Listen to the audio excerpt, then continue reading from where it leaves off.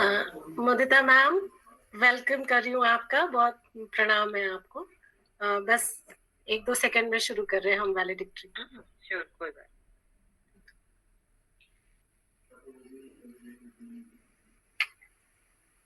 सर्वेभ्यो नमो नमः। नमस्कार मैडम। प्रारंभ करें मैम? जी जी बिल्कुल। शारदा शारदां भोज वदना वदनाम्बुजे सर्वदा सर्वदा अस्माकं सन्निधिं सन्निधिं प्रिया। उत्तराखंड संस्कृत विश्वविद्यालय के महिला प्रकोष्ठ के द्वारा आयोजित राष्ट्रीय संगोष्ठी विकसित भारत 2047 के आलोक में स्त्री विमर्श आज प्रातः 10 बजे से लगभग इस विषय में कई सारी चर्चाएं हो चुकी हैं। विषय विशेषज्ञों के विचार हमने सुने, माननीय कुलपति महोदय के विचार इस संदर्भ में हमने सुने। साथ ही साथ अभी अभी एक महत्वपूर्ण तकनीकी सत्र हमारा पूर्ण हुआ है। अब हम आ गए हैं कार्यक्रम के अंतिम पड़ाव की ओर, जिसे कि संपूर्ति सत्र कहा जाता है। आज के इस संपूर्ति सत्र में आज के कार्यक्रम की अध्यक्षता कर रही प्रोफेसर मुदिता अग्निहोत्री मैम का मैं हार्दिक स्वागत, वंदन और अभिनंदन करती हूँ संपूर्ण प्रकोष्ठ की ओर से, विश्वविद्यालय परिवार की ओर से। मैं देख रही थी मैम काफी देर से जुड़ी हुई है, अपने समय का पाबंद जिसे कहा जाता है। मैम अपने टाइम से यहाँ पे जुड़ गई। तो मैम आपने अपना समय हमें दिया और आपके आशीष वचन से हम लाभान्वित होंगे। मैं आपका हार्दिक स्वागत, वंदन और अभिनंदन करती हूँ। हमारे साथ विशिष्ट वक्ता के रूप में जुड़े हुए हमारे विश्वविद्यालय के बहुत ही कर्मठ और प्रकृति को समर्पित जिनका जीवन है, प्रकृति के संरक्षण में जिनका जीवन है, ऐसे हमारे विश्वविद्यालय के आदरणीय अध्यापक डॉक्टर विनय कुमार सेठी सर का मैं प्रकोष्ठ की ओर से हार्दिक स्वागत, वंदन और अभिनंदन करती हूँ। सर, मैं यहाँ पर जुड़े अपने सभी प्रतिभागियों को बताना चाहती हूँ कि सर गौरैया संरक्षण पर विशेष कार्य तो करते ही करते हैं, किंतु उसके साथ साथ स्वयं विभिन्न सामाजिक संस्थाओं के साथ में जुड़कर सामाजिक मूल्यों को किस तरीके से सरोकार किया जाना चाहिए, इनका संवर्धन किस प्रकार से किया जाना चाहिए, इसके लिए भी बढ़ चढ़कर प्रतिभाग किया जाता है। और अपने विषय में तो ये निपुण है ही, किंतु समाज के लिए सर्वाधिक मात्रा में ये समर्पित होते हैं। आज आप विशिष्ट वक्ता के रूप में हम आपको सुनेंगे। सर, मैं आपका हार्दिक स्वागत, वंदन और अभिनंदन करती हूँ। मैं स्वागत करती हूँ यहाँ पर अपने सभी प्रतिभागियों का जो सुबह से हमसे जुड़े हुए हैं, जिसमें विभिन्न विश्वविद्यालयों के विद्वान हैं, शोधार्थी हैं, साथ ही साथ शिक्षा शास्त्री भी यहाँ जुड़े हुए हैं। आपके माध्यम से ये कार्यक्रम संपूर्णता की ओर पहुंच रहा है। मैं आप सभी का प्रकोष्ठ की ओर से, विश्वविद्यालय की ओर से हार्दिक स्वागत, वंदन और अभिनंदन करती हूँ।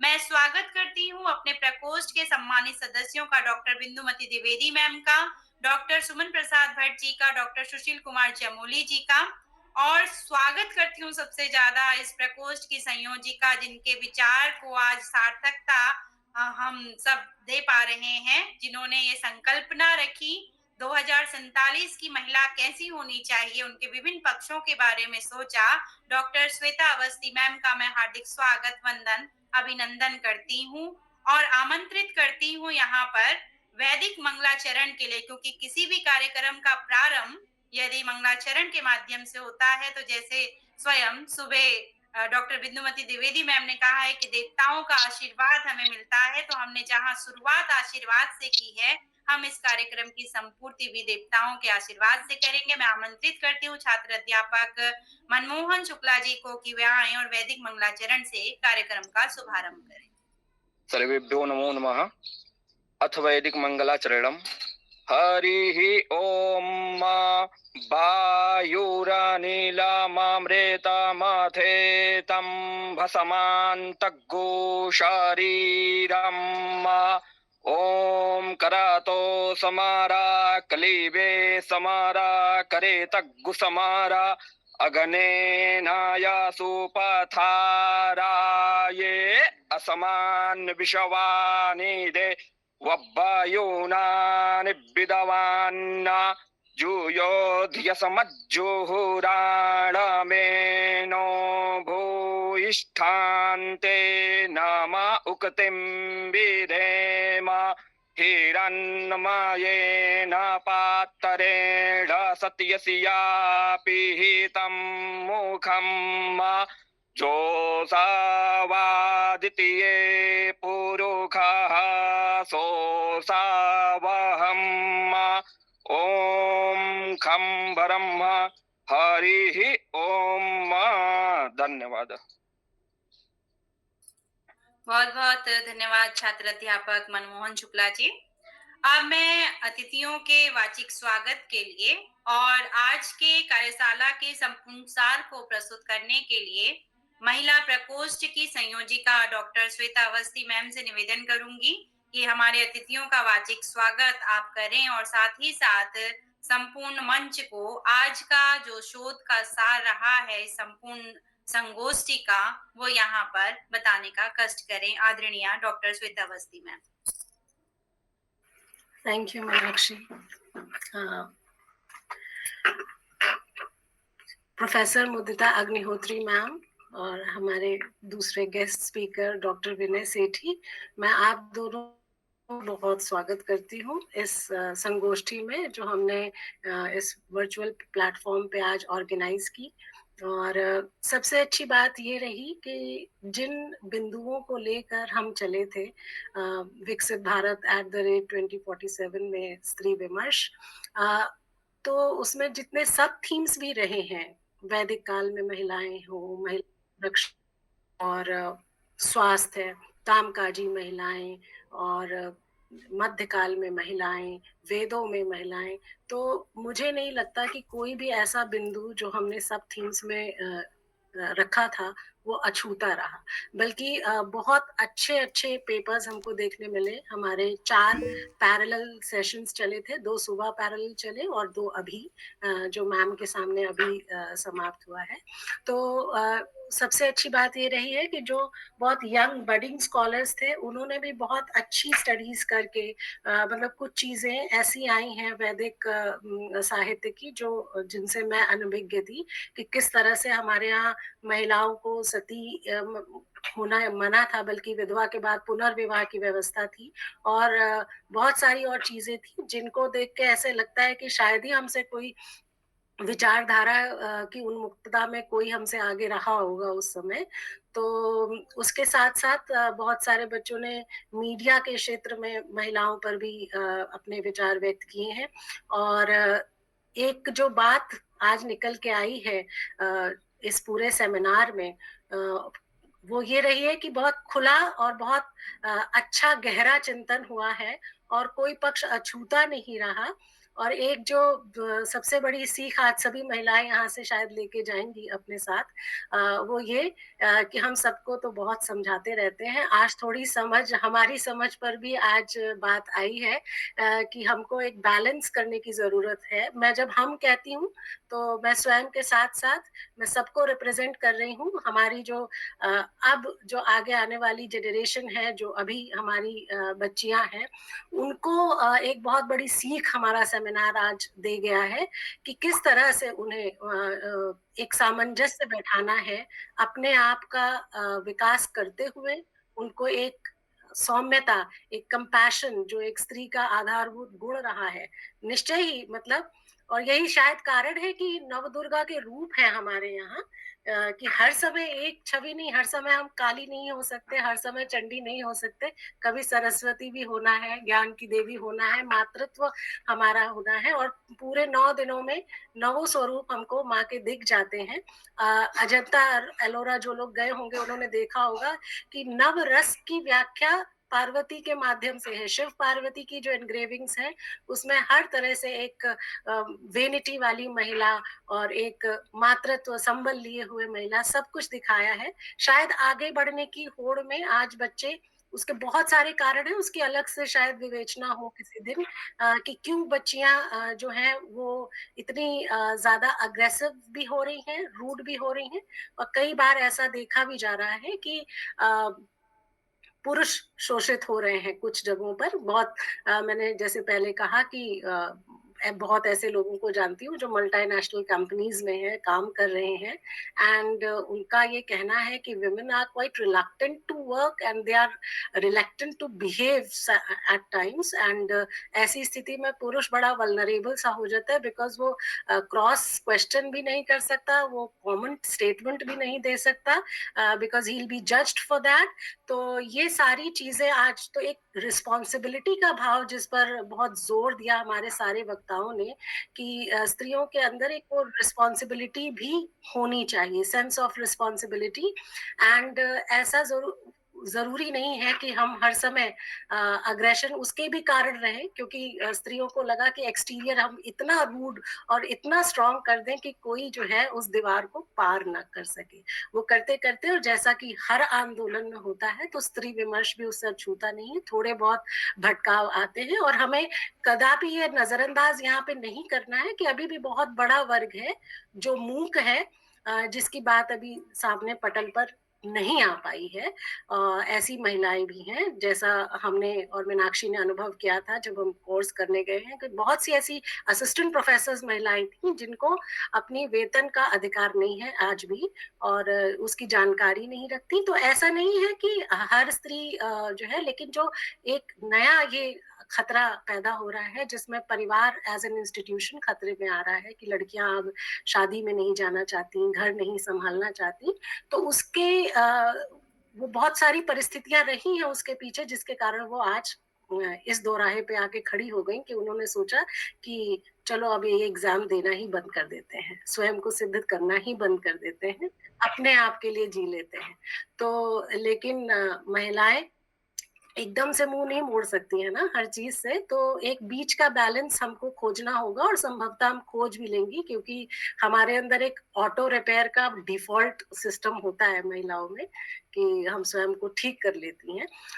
तो आज हमारे बहुत महान महान स्पीकर्स सुबह हमने सुने, बहुत अच्छे अच्छे व्याख्यान हुए, और अब उनकी बारी है। तो पहले व्याख्यान में हमारे साथ हैं डॉक्टर विनय सेठी, जो हमारे परिवार का ही हिस्सा है, उत्तराखंड संस्कृत विश्वविद्यालय का, और बहुत बेहतरीन काम है गौरैया से जिनकी पहचान बनी हुई है हर जगह सर्वत्र, कि गौरैया के लिए उन्होंने किस कदर काम किया है। और मेरे लिए एक बहुत अलग सा अनुभव रहा है, सर का जब से संपर्क आया तो मेरी दृष्टि बदली है चीजों को लेकर के, एनवायरमेंट को लेकर के, और कि कैसे उसको जीवंत कैसे महसूस किया जाए, कि उन जिन परेशानियों पर हम भाषण सुनते हैं उनको जिया कैसे जाए।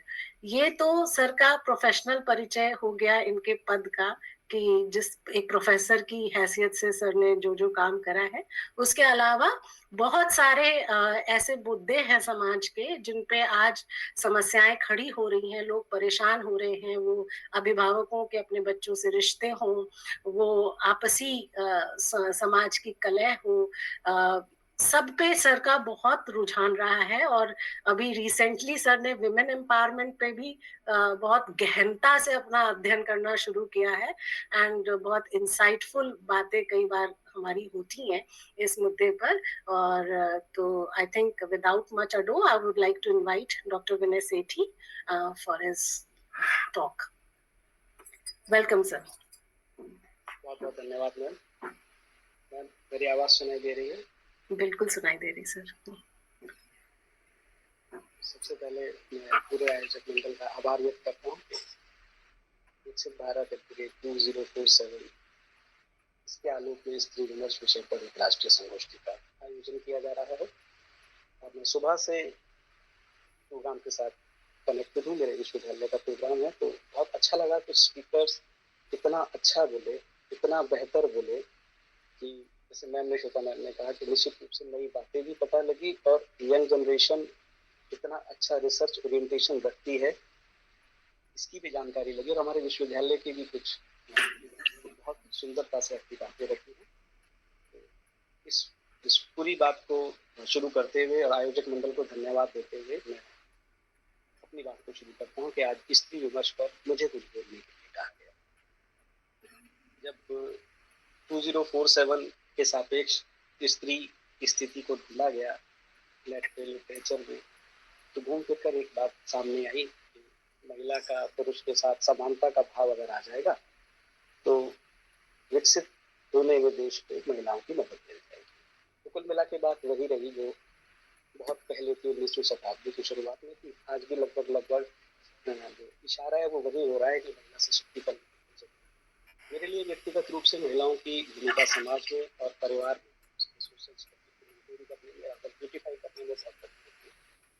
उसके बावजूद भी मैं समाज के कुछ ऐसे वर्गों से, संस्थाओं से जुड़ा हूँ जहाँ इस तरह की चीजें सामने देखने और सुनने को मिलती है, जहाँ महिलाओं को अभी भी वो सम्मान नहीं मिल पा रहा, वो दर्जा नहीं मिल पा रहा, वो दिया जाना चाहिए। और बीच बीच में ऐसी घटनाएं आती रहती हैं जो मतलब एक तरफ अगर सकारात्मकता दिखाती हैं, चाहे हम इंदिरा गांधी जी को प्रधानमंत्री के रूप में देखते, चाहे कल्पना चावला और ऐसी तमाम महिलाओं का उदाहरण है जो महिला सशक्तिकरण में बहुत ऊंचे पायदान पर पहुंची। तो वही जब कभी कभी कोलकाता कांड जैसी घटनाएं सुनने को मिलती है तो बड़ा डर सा लगता है कि अभी भी एक अंतर, एक खाई समाज में है। मैं क्षमा चाहूँगा, मेरे से बड़ी त्रुटि हुई, मैं चेयरपर्सन मैम को एड्रेस करना निश्चित रूप से दो रिश्ते हैं। आज की कॉन्फ्रेंस में वो चेयरपर्सन है और वो जो कि गुरुकुल कांडी यूनिवर्सिटी से हैं, तो मैं वहाँ के प्रोफेसर को मैं क्षमा के साथ आपको प्रणाम करता हूँ। मैं जल्दबाजी में एड्रेस करता हूँ। अब वुमेन एम्पावरमेंट का अगर नेशनल स्टेटस हम देखते हैं, मन में एक जिज्ञासा थी कि थोड़ा बहुत आंकड़ों के साथ भी बातचीत की जाए। तो एक संकेत तो मुझे मिला कि अर्बन जो लोकेशंस हैं, ऑडियो में इशू का मैसेज आया है। सर इशू क्या है, मतलब थोड़ा और लाउड हो सकता है। ऑडिबल है आप, लेकिन थोड़ा और लाउड हो सकता है। श्वेता आप अपने को म्यूट कर लीजिए तब साउंड क्लियर आएगी। ठीक। मैंने अब लीड हटा दी, मतलब जो ऑडियो के वायर थी। अब मैं ऑडिबल हूँ, ठीक हूँ? अब बिल्कुल ठीक सर। तो अर्बन और रूरल का जब एक कंपैरिजन करने का मन में भाव आया कि क्या स्थिति चल रही है, तो कुछ संकेत मिला कि अर्बन स्थितियां बेहतर हैं, मतलब अर्बन लोकेशंस में महिलाएं बेहतर हैं। वहां के पुलिस थानों में अधिक केस दर्ज हो रहे हैं, वो ज्यादा बातें अपनी खुल के कह रही हैं। गाँव में स्थितियां ठीक हैं, ज्यादा शिकायतें नहीं है। गाँव की महिलाएं कुल मिलाकर बेहतर स्थिति में है और शहर की महिलाएं थोड़ी परेशानी में है, ऐसा आंकड़ा लगा। हालांकि जब इससे रिलेटेड रिव्यू देखे गए, आर्टिकल्स पढ़े गए, तो ऐसा भी संकेत मिला कि गांव की पृष्ठभूमि, सोशल फैब्रिक इस तरीके का है कि वहां अगर समस्या आ भी जाए तो कोर्ट कचहरी थाने जाने की क्षमता और हिम्मत ही नहीं होती, परिवार ही सपोर्ट नहीं करता। तो इसलिए अगर कहीं केस कम दर्ज है तो इसका अर्थ यह बिल्कुल नहीं है कि समस्या कम है, समस्या रिपोर्ट नहीं हो पा रही, वो दिख नहीं पा रही है। इसी बीच कुछ और गहराई से आंकड़े देखने की इच्छा हुई जब वुमेन पीस और सिक्योरिटी का इंडेक्स मेरे मन में आया कि एक बार देखना चाहिए कि इंडेक्स जो 3 बड़े पैरामीटर्स को इंक्लूड करता है कि वुमेन का इंक्लूजन कितना है जस्टिस के मामले में और सिक्योरिटी के मामले में, भारत कहाँ स्टैंड करता है इंटरनेशनल लेवल पे। तो 177 देशों का एक आंकड़ा तैयार किया गया और खराब सी स्थिति देखने को मिली कि भारत की उसकी रैंक, भारत की उस कंपटीशन कहिए या उस सर्वे में रैंक 128वीं आई है, 128। तो 177 देशों में वुमेन इंक्लूजन, सिक्योरिटी और जस्टिस को लेकर हम 128वें पायदान पर खड़े हैं। तो यहाँ विचार करने की जरूरत आ जाती है। और जब हम क्राइम रिकॉर्ड्स देखते हैं, नेशनल क्राइम रिकॉर्ड्स ब्यूरो जो होता है NCRB, वो हमको संकेत दे रहा है कि 1 लाख महिलाओं में से कितनी महिलाएं अपने खिलाफ उत्पीड़न का शिकायत दर्ज कराती हैं। पिछले कुछ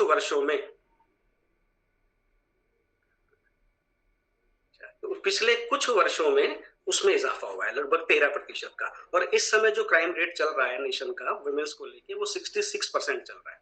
नेशन का औसत जो 66% है, देश के 13 राज्य ऐसे हैं जिसमें वो 66 से भी ऊपर जा रहा है। दिल्ली में वो आंकड़े लगभग 144% आ रहे हैं, वहीं हरियाणा में लगभग 118 और इसी तरह से राजस्थान में 115। और इन 13 स्टेट में मुझे व्यक्तिगत रूप से जो चिंता हुई, दुख हुआ, वो इस बात का हुआ कि उसमें हमारे उत्तराखंड का भी नाम शामिल हो गया है।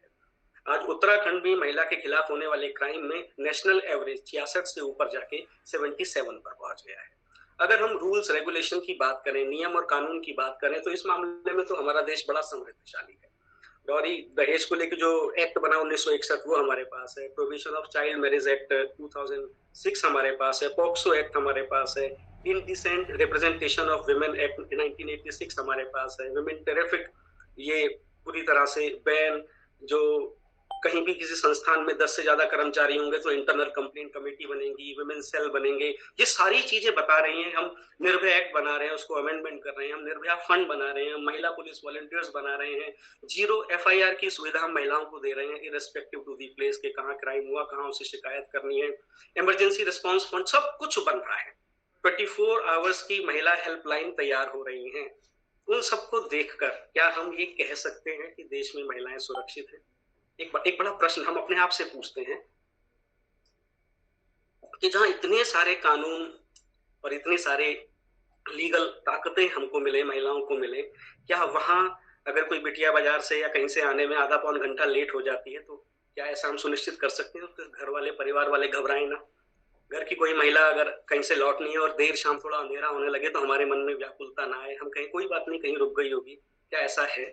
यदि ऐसा है तो हम कह सकते हैं कि थोड़ा समाज में बदलाव है। अगर अभी भी वो चिंता बनी रहती है तो भी बहुत काम करने की जरूरत है। अच्छा, महिला सशक्तिकरण को लेकर मेरे मन में एक प्रश्न और आया कि क्या महिला सशक्तिकरण की आवश्यकता भारत जैसे देश को या विकासशील देशों को है, या ये ग्लोबल कंसर्न का मैटर बना? इसके लिए मैं रेफर करना चाहूंगा एनवायरमेंटल साइंस में यूएन ने दिया सस्टेनेबल डेवलपमेंट के 17 गोल्स। यूनाइटेड नेशन ने ईयर 2015 में ऐसे 17 गोल्स 193 कंट्रीज को असाइन किए कि इन 17 क्षेत्रों में आप काम कीजिए और उन्नति करके दिखाइए। तो उसके अंदर विमेन एम्पावरमेंट या जेंडर इक्वलिटी भी 5वां पायदान पर एक गोल रखा गया।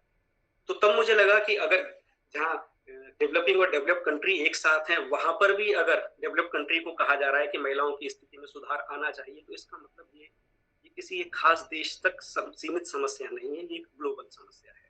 और फिर मन में आया कि इसमें हमने काम कितना किया, हमने प्रोग्रेस कितनी की। तो जब मैंने जो SDG का, सस्टेनेबल डेवलपमेंट गोल्स का डैशबोर्ड है यूनाइटेड नेशन का, उसका आकलन किया, अवलोकन किया, तो फिनलैंड को बधाई देना चाहूंगा कि 193 देशों में फिनलैंड टॉप रैंक पर, सबसे पहले नंबर पर पहुंच गया। ऐसे स्वीडन सेकंड पे आ गया, जर्मनी अच्छा परफॉर्म कर रहा है।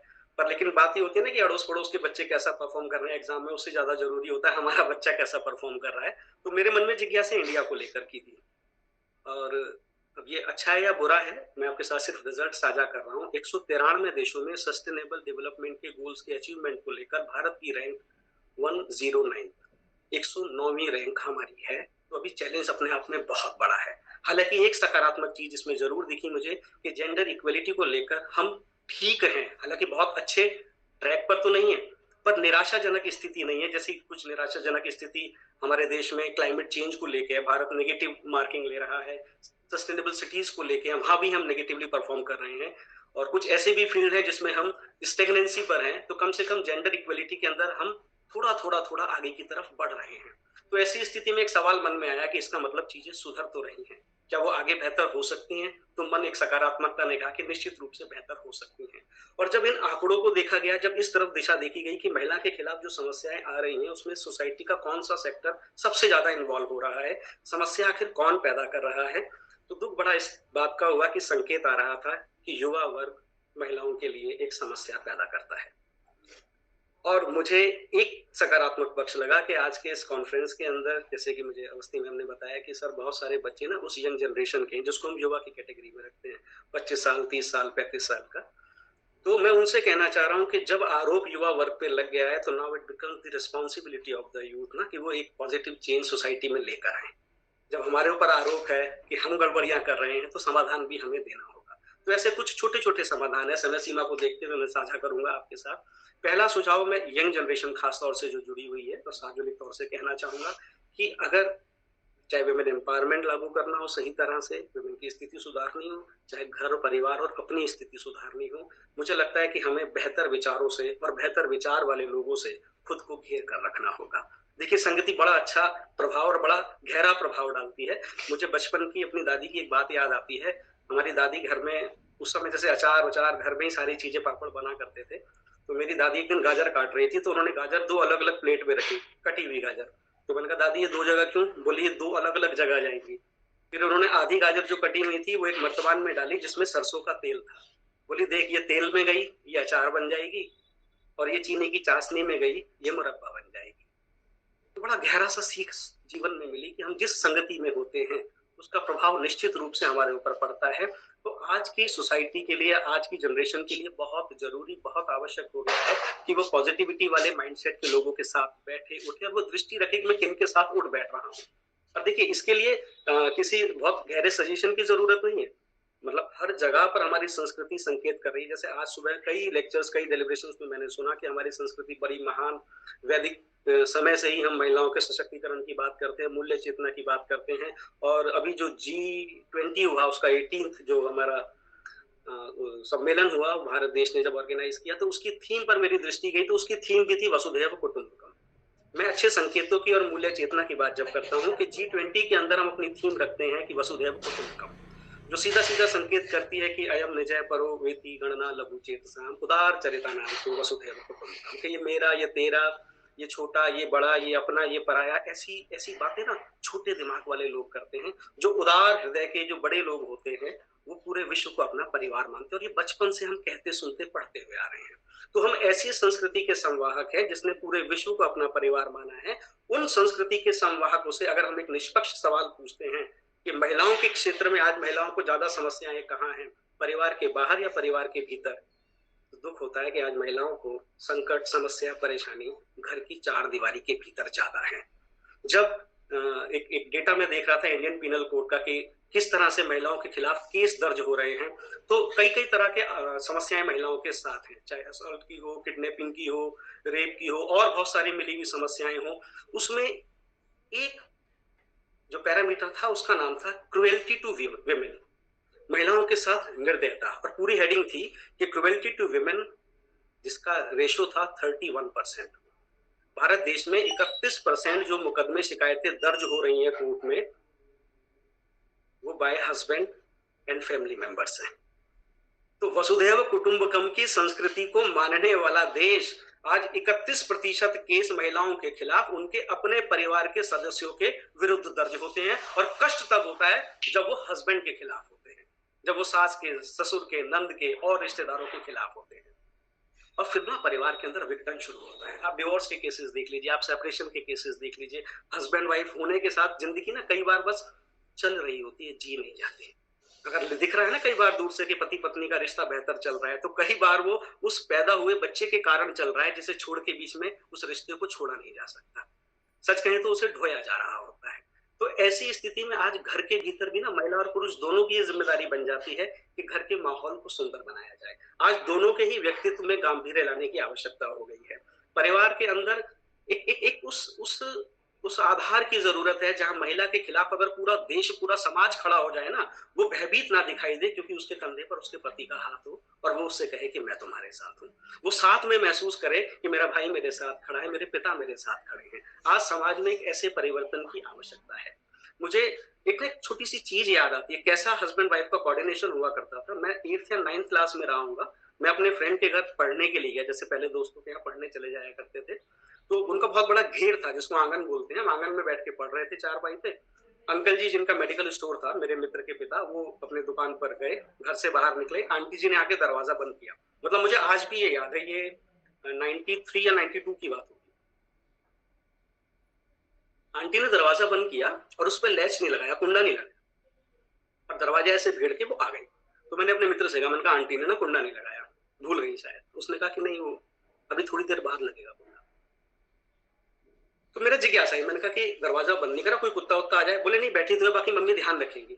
बोले मम्मी ना थोड़ी देर बाद बंद करती है। मैंने कहा क्यों? बोले मम्मी को लगता है कि कहीं पापा वापस ना आ जाए। मैं उस कोऑर्डिनेशन को ना आज महसूस कर रहा हूँ, तब तो बच्चा था, तब मैं समझ नहीं पाया। मैंने कहा तो वापस आ जाते हैं अंकल जी? बोले यार आते तो नहीं है, पर मम्मी ना जाने के बाद कुछ देर गेट को ऐसे ही रखती है, फिर 20-25 मिनट बाद, आधे घंटे बाद आके इसको कुंडा लगा देंगे। बोले एक दिन तो ऐसा हुआ कि पापा चले गए, मम्मी अंदर किचन में काम करने लगी। 2 मिनट बाद मम्मी दौड़ के ऐसे बैठक में गई और फिर दौड़ के बाहर वापस आई। तो बोले मैं भी डर गया। मैंने कहा मम्मी क्या हो गया?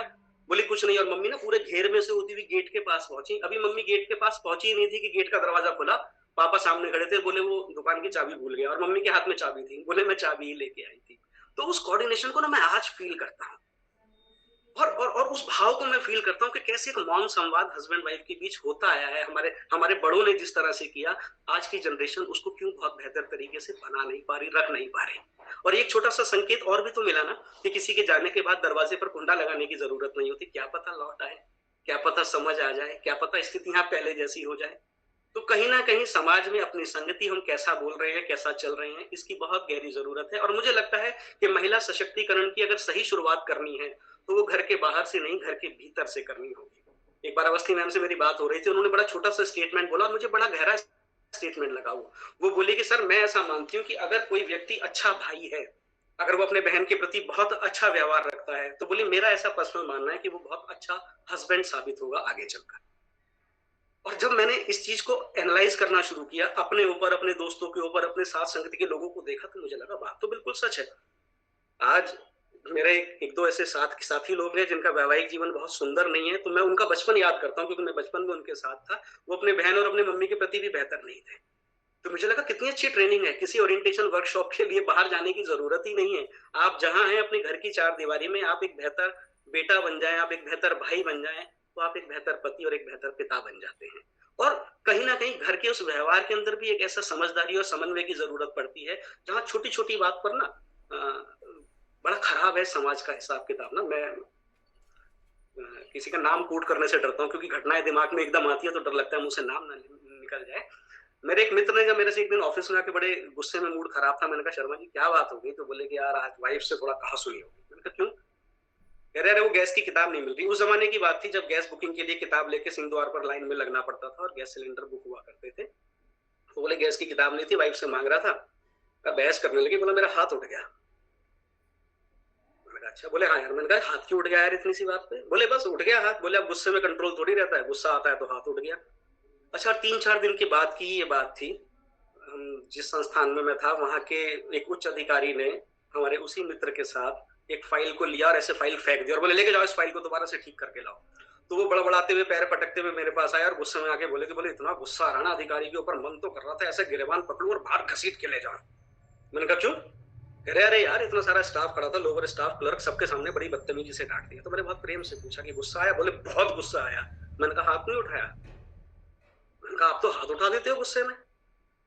मैंने कहा अभी 3 दिन पहले आपने भाभी के ऊपर हाथ उठाया और आपने कहा कि जब गुस्सा आता है तो हाथ उठ जाता है। मैंने कहा शर्मा जी गुस्सा आता नहीं, गुस्सा किया जाता है।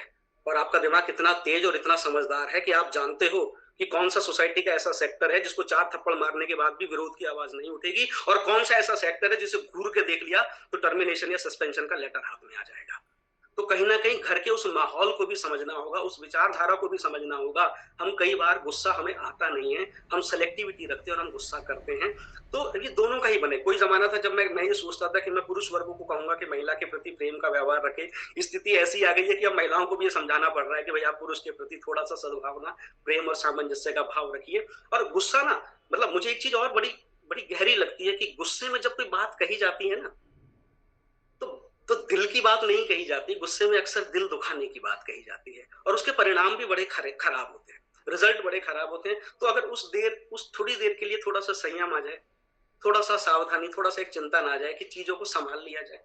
कई बार मैंने हस्बैंड वाइफ के अंदर एक रिफ्ट देखा, एक झगड़ा देखा है कि यार मेरी बात ही नहीं मानती, सुनने को तैयार नहीं है, समझने को तैयार नहीं है, 50 बार एक ही चीज समझा ली फिर वही गलती करती है, और ये झगड़ा पता नहीं कब से उनके बीच चलता है। तो क्या एक ऐसा व्यक्ति तो नहीं हो सकता कि हम ये स्वीकार लें कि मनुष्य के अंदर स्वतः कुछ कमियां होती हैं? मैं ये कहता हूं कि उनको सुधारने का प्रयास किया जाना चाहिए, सामने वाले को टोकना भी चाहिए। पर आप अगर ये आश्वस्त हो जाए कि मैंने समझा लिया, मैंने टोक लिया, सामने वाले का माइंडसेट कुछ इस तरीके का है, उसका आईक्यू, उसका ओरिएंटेशन, उसकी परवरिश, कुछ भी नाम आप दो, कि वो नहीं चेंज हो पा रहा, तो क्या हम उसको उसकी कमियों के साथ स्वीकार नहीं कर सकते? क्या परिवार में एक ऐसा परिवर्तन नहीं आ सकता? एक छोटा सा एनेक्डोट मेरे साथ किसी ने शेयर किया, उसमें कहा कि एक आदमी अपने ऑफिस से लौटा रात को 8, साढ़े 8 बजे, दरवाजा बजाया, वाइफ ने दरवाजा खोला तो वाइफ ने बड़े प्यार से सूटकेस हाथ से लिया, बैग लिया, बोले कि मैं चाय बनाती। बोले चाय नहीं, बस सीधा तुम खाना ही बना लो, मैं थका हुआ हूँ। बोले मैं फ्रेश होके आता हूँ। आए, दोनों डाइनिंग टेबल पर बैठ गए। कौन? उनका हस्बैंड और उनकी 12 साल की बेटी, और वाइफ किचन में खाना बना रही थी। वो फटाफट एक एक थाली में एक एक कटोरी सब्जी लेके दोनों के आगे रखी। और फिर तो इंडियन महिलाएं बड़ी तेज होती है, 10 लोग बैठा दो आप, एक बार बस एक ट्यूनिंग होनी चाहिए, फिर तो देर नहीं लगती। वो फटाफट 2 रोटी लेके आई, एक रोटी बिटिया को और एक रोटी अपने हस्बैंड को दी। तत्काल अगली रोटी लेकर आई तो नजर पड़ी हस्बैंड की रोटी, जो उन्होंने एक बाइट ली थी और ऐसे मोड़ दी थी, वो रोटी साइड से जली हुई थी। अब उन्होंने एकदम देखा, बोले अरे राम, ये तो रोटी जल गई। बोले इसे वापस दे दो, वापस दे दो। हस्बैंड ने मुस्कुरा के कहा कि नहीं नहीं। बोले नहीं, ये जल गई। वो बोले नहीं, जली नहीं है, थोड़ी करारी हो गई है। उसने कहा पक्का? मैं बदल दूंगी, तो मैं खा लूंगी, आप दूसरी ले लो, मैं लाई हूं। बोले नहीं भाई, इतनी देर बात करोगे तो अगली रोटी जल जाएगी, फटाफट किचन में जाओ। और वो जल्दबाजी में किचन में चली गई। खैर डिनर पूरा हो गया, आदमी अपने स्वभाव की तरह शाम को छत पर टहलने के लिए चला गया। डिनर के बाद 12 साल की वो बिटिया पीछे पीछे गई और उसने पापा से कहा कि पापा आपसे एक बात पूछनी है। बोले हाँ बताओ। बोले सच उत्तर दोगे? बोले हाँ बिल्कुल सही उत्तर दूंगा। बोले मुझे सच सच बताओ कि वो रोटी करारी थी या जली हुई थी? वो मुस्कुरा के पूछे क्यों? बोले नहीं बताइए। बोले बेटा जली हुई थी। तो बोले फिर आपने मम्मी से क्यों नहीं कहा कि जली हुई है? तो पिता ने बहुत खूबसूरती से एक संकेत किया कि बोले बेटा कई बार ऐसा होता है कि ऑफिस से लेट आवर्स में आने पे ना मैं ऑफिस से खाना खा के आ जाता हूँ, अधिकारी मंगा देते हैं, तेरी मम्मी को मैं इन्फॉर्म भी नहीं कर पाता, और जब मैं घर में घुसता हूँ और मैं कहता हूँ कि अरे खाना तो मैंने खा लिया, तो वो हल्की सी नाराजगी दिखा के कहते बता तो दिया करो। बोले इतने साल हो गए हमारी शादी को, 16 साल बाद आज भी मैं गीला टॉवल बिस्तर पे छोड़ देता हूँ, आज भी मेरे शूज कहीं और होते हैं, सॉक्स मेरे कहीं और होते हैं, और इतनी कमियों के साथ अगर तेरी माँ मुझे स्वीकार सकती है तो क्या मैं तेरे माँ के हाथ की एक जली हुई रोटी नहीं स्वीकार सकता? ये बात बहुत छोटी थी, लेकिन एक भावी पीढ़ी के लिए कितना बड़ा संदेश थी कि चीजों को सुलझाया जा सकता है, एक मैच्योरिटी दिखाई जा सकती है, हर बात पर लड़ने की, बहस करने की या किसी को नीचा दिखाने की जरूरत नहीं होती। एक छोटा सा सुझाव मैं और बहुत प्रेम से देना चाहूंगा, खासतौर से बॉयज के लिए, मेल सेक्टर के लिए, कि बड़ों की जिम्मेदारी बनती है कि ना घर के लड़कों को घर के हर छोटे से छोटे काम में इन्वॉल्व कीजिए। कई बार ये देखने को नहीं मिलता, हालांकि पिछले कुछ समय से हमारे टेलीविजन के एडवर्टीजमेंट भी इस तरफ चल गए कि जहाँ लड़का और लड़की एक दूसरे को देख रहे हैं और लड़की कह रही है कि बर्तन मुझे मांजने हैं, तो लड़के ने कहा कि ठीक है मैं तुम्हारा हाथ बटा दूंगा। सोसाइटी अभी इसको स्वीकार नहीं कर रही, लेकिन ऐसा वक्त लाना पड़ेगा और खुद ब खुद चल कर आ रहा है। प्रेम से स्वागत कर लेंगे तो अच्छा रहेगा, अगर नहीं कर पाएंगे तो विद्रोह के साथ स्वागत तो करना ही पड़ेगा। जब हम उस मेल सेक्टर को, उस 12 साल 8 साल 10 साल के लड़के को घर के कामों में इन्वॉल्व करते हैं ना, तो कभी बड़ा होकर अपनी पत्नी को ये नहीं कह सकता कि तुम करती ही क्या हो। कभी एक बार मेरे मन में आता है, मैंने अपने घर पर ही एक्सपेरिमेंट किया, मैंने अपने 7 साल के बेटे से एक बार पोछा लगवाया घर में, उसके साथ मैंने भी पोछा लगवाया, और मेरी बिटिया ने अचानक बाहर से आके उस पोछे पर पैर रख दिया। मेरा बेटा ऐसा चीख के बोला कि अभी लगाया था पोछा मैंने। तो मैंने ये महसूस किया कि जब जब बेटों से पोछा लगवाया जाता है ना, तब उन्हें महसूस होता है कि पोछा लगाने की मेहनत क्या होती है, घर की साफ सफाई की मेहनत और हिम्मत क्या होती है, और तब उस सेक्टर के मन में उस दूसरे सेक्टर के प्रति एक प्रेम और एक सम्मान का भाव जागता है। तो आज बहुत बड़ी जरूरत हो गई है कि हम लड़कों को भी घर के उन सारे कामों में शामिल करें, ताकि आने वाले समय में उनके भावी जीवन में पति पत्नी के बीच में, सास और बहू के बीच में समस्याएं ना पैदा हों। और कष्ट मेरा अब इस बात पे जुड़ जाता है कि अब से 10 साल पहले मैं लोगों से कहा करता था कि लड़कों को कामों में लगवाओ, अनफॉर्चुनेटली अब मुझे ये भी रिक्वेस्ट करनी पड़ रही है कि लड़कियों को भी घर के काम करने चाहिए। मैं बहुत सारे पेरेंटल सेशंस में जाता हूँ, पेरेंट्स मुझे मिल रहे हैं, उसमें से कई माँ बाप मुझे कह रहे हैं कि साहब हमारी लड़की, बड़ा खराब शब्द है लेकिन मैं बड़ा वैसे बोल रहा हूँ जैसे मेरे मन में आ रहा है। मेरे को एक पेरेंट ने कहा कि सर हमारी लड़की बड़ी मक्कार हो गई है, घर का काम करने को तैयार नहीं है बिल्कुल भी। किचन में बर्तन रखे होंगे, मैं किचन में जाऊंगी, उसकी किताब खुल जाएगी, वो किताब करने लगेगी, कभी मैथ करेगी, कभी साइंस करेगी, कभी कुछ करेगी। जहां मेरा लास्ट बर्तन मंजा, मैं किचन से बाहर निकली, उसकी किताबें बंद, और मम्मी थोड़ी देर फोन दे दो, मैं थक गई पढ़ पढ़ के। ये स्थिति आ रही है, सचमुच ये स्थिति मैं महसूस कर पा रहा हूँ बहुत सारे परिवारों में। तो आज एक सामंजस्य की जरूरत है, आपको बॉयज को भी, मेल सेक्टर को भी घर के कामों में लगाना होगा, और घर के कामों से मतलब जो भी जिम्मेदारियां आप उनके लायक उचित समझते हैं, और लड़कियों को भी ये इंश्योर करना होगा कि वो इन जिम्मेदारियों से भागे ना, नहीं तो आने वाला समय उनके लिए थोड़ा सा कष्टकारी हो सकता है। एक और सुझाव मैं खास तौर से महिलाओं को देना चाहूंगा, और इसकी जिम्मेदारी पुरुष वर्ग पर डालना चाहूंगा कि लड़कियां इंडिपेंडेंट बने, वो पैसे की कीमत समझे। मैं कहता हूं कितना ही अच्छा जीवन साथी मिल जाए, ऐसे हाथ रहता है ना, तो पंजाबी में कहावत है कि मुंह खाए तो नजर शर्माए। जब आपका हाथ ऐसे रहता है ना, तो आप मांगने के लिए भी तैयार रहिए, और कभी जरूरत पड़े तो गाली सुनने के लिए भी तैयार रहिए। मैं ये नहीं कह रहा कि आप परिवार में डोमिनेट करिएगा कि जब आपके पास बहुत पैसा होगा। जब आप पैसे की कीमत समझते हैं ना, और घर में आप पैसा कंट्रीब्यूट करते हैं, तो स्वतः ही घर में इज्जत मिलनी शुरू हो जाती है। आज की डेट में बहुत सारे परिवारों में महिला के साथ सिर्फ इसलिए दुर्व्यवहार हो जाता है कि उसको 2-4 बातें सुननी पड़ती है। तू लेके क्या आई थी, तेरे घर वालों ने दिया क्या है, तू करती क्या है रोटी बनाने के अलावा। वही महिला अगर बहुत जागरूक होती है, बहुत फाइनेंशियली भी कंट्रीब्यूट करती है, और अगर वो बहुत पढ़ी लिखी, बहुत बढ़िया है। पता है आज की डेट में काबिल और अच्छी लड़कियों की इतनी कमी हो गई है कि मैं ऐसे लोगों को देख रहा हूँ जो वधु पक्ष के आगे हाथ जोड़ के कह रहे हैं कि सचमुच कुछ नहीं चाहिए दहेज के नाम पर, 1 रुपया नहीं चाहिए, शादी का खर्चा भी हम उठा लेंगे, अच्छी सी लड़की आ जाए जो घर को घर की तरह संभाल ले। तो ऐसी स्थिति में अगर वास्तव में कोई काबिल है, वास्तव में कोई पढ़ी लिखी भी है, वास्तव में कोई स्किल्ड भी है, तो यकीन मानिए दहेज प्रथा धीरे धीरे धीरे अपने आप कमजोर बनने लगेगी। तो मैं मतलब ये चाहता हूँ कि पुरुष सेक्टर ना, जो भाई है, जो पिता है, वो अपनी बच्चियों को, अपनी बहनों को आगे बढ़ने के लिए प्रमोट करें।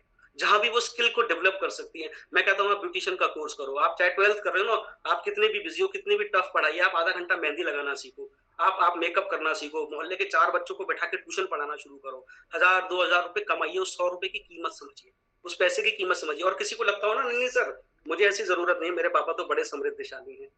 देखिए लाइफ ना, फ्यूचर बड़ा अनप्रिडिक्टेबल है।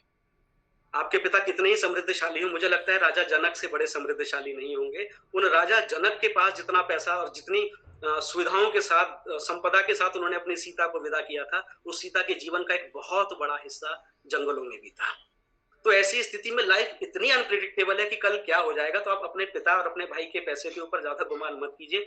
अपने आप को बेहतरी के लिए कुछ ऐसा स्किल्ड कर लीजिए कि अगर कभी जरूरत आ जाए तो आपको किसी के आगे झुकना ना पड़े, किसी के आगे हाथ ना झुकाने पड़े।